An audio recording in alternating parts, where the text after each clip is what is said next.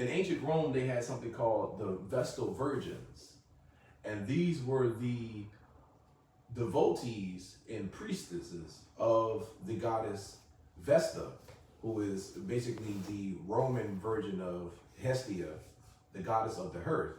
And it was the Vestal Virgin's job to keep the fire of ancient Rome burning. And one of the ways that they kept the fire burning was not just devotion and prayers, but to keep their oath to the goddess Vesta. And the oath of chastity was something that was taken very seriously. The whole country relied on these women to keep this fire burning. The whole country, the purity of the country, relied on themselves to be pure. And so it was a responsibility, and if broken, it was punishable by death. And so it wasn't a thing to where they are taking away from women's rights to explore. Rome is still the place where goddess Venus is worshipped.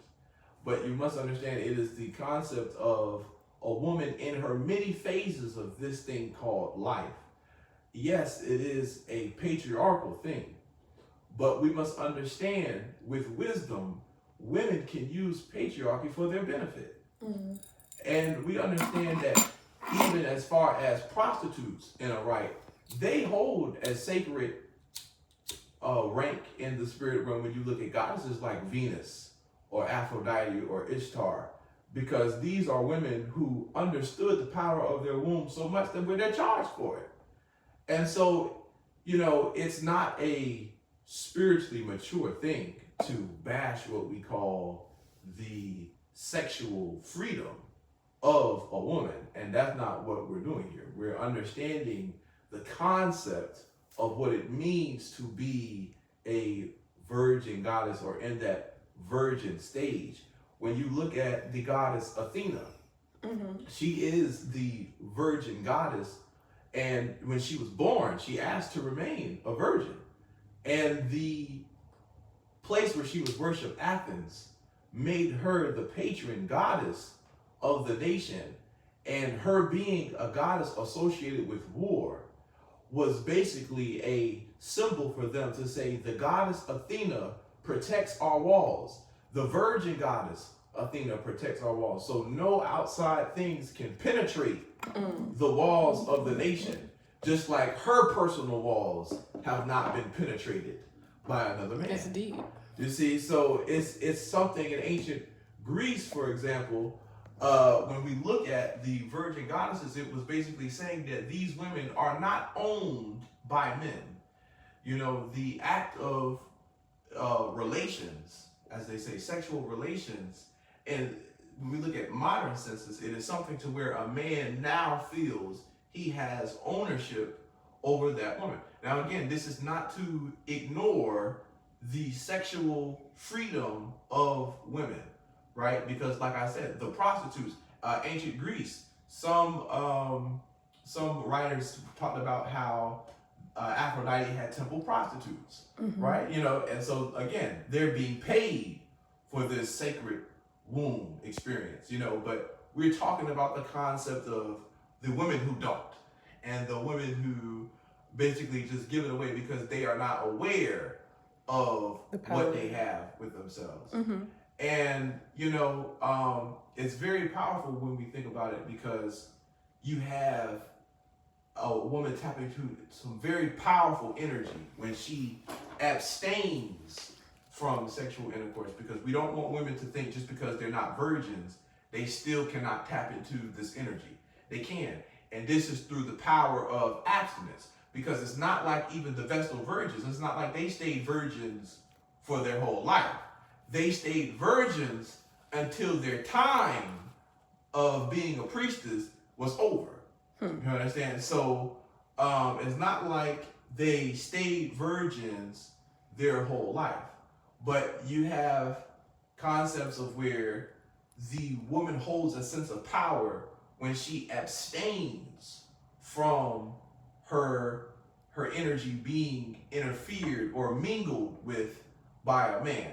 Okay, now we're not saying her pleasuring herself, because that's some energy that she can work on and still remain untampered with from outside forces. You know, even when you look at the ancient prehistoric times, you still had dildos. You know, you find, the cave women had dildos. They made them out of rocks. You know what I'm saying? Ooh. And so, yes, you know, smooth rocks, of course. You know, not oh my God. not something, you know, that would be harmful. Ooh. So the concept of self-pleasure is something that is not what we are talking about here. We are talking about outside forces penetrating. And in ancient Greece, when we look at it from a mythological sense, when they say Zeus, you know, sexually assaults a woman, this is talking about a sense of taking power. Taking power, either it be from a land, a country, but in a sense, it was always described as taking power, taking resources from that individual. And we even can verify this with a lot of the modern terminology that we use.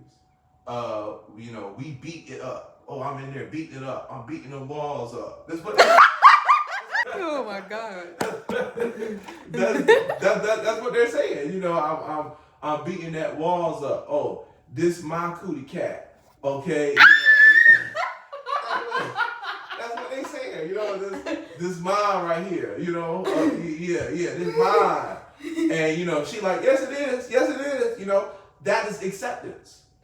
You know, so she is literally giving it to him. You feel me? And so this is what they thought, especially when we have goddesses like Artemis, for example, who the Amazon warriors worshipped and acknowledged.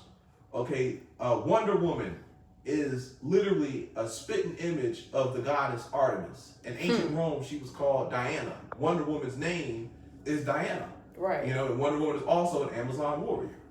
Right? So Artemis wanted to remain a virgin goddess, and particularly because she did not believe being owned by men. She hated that concept, so much so, the concept of just having forms of restriction, she was completely adverse to. She said, don't have me on Mount Olympus. Have me out in the forest so I can do what I want. I want to roam in the forest of Arcadia. Okay, give that to me. Let that be my territory. Okay, I don't want to be out here, up here with the gods on Mount Olympus. No. There's too much rules down here. I got to yield to Zeus up here. I got to yield to her up here. Let me go out here in the forest so I can do what I want. So her devotees and stuff like that, they're in Arcadia, the forest of Arcadia. Okay, and they had rules when they were out there as far as to respect the feminine aspect of nature. You could not hunt female deers. No, you see what I'm saying? You couldn't hunt them, especially if they had children. You know, but you could definitely hunt them bucks, the male deer. You know, you could tear them niggas apart. But as far as when it came to the women, they made sure they respected the female species, right? So women empowerment. But one way they did it was understanding we are not owned by men. Right. Now, when women devoted themselves to her, they took an oath of chastity. And if they broke this oath, Artemis would punish them herself. She turned some people bears. Okay, so she turned them into a wild animal, right? And anytime you get that in mythology, it's talking about your impulses, your animal impulses. You see what I'm saying? Your animal impulses. And this is very, very talked about when we look at the Greek spiritual system. Mastering your animal nature. Understanding that you are spirit, not body, right? And so this is why the goddess Athena, her being a virgin goddess, could beat another god of war like Ares twice in battle. She beat him twice. Okay? You know, because Athena is pure intellect. She's not raw passion and emotion. She is pure intellect. You know, Ares, his favorite lover is Aphrodite. So Ares, in his impulses,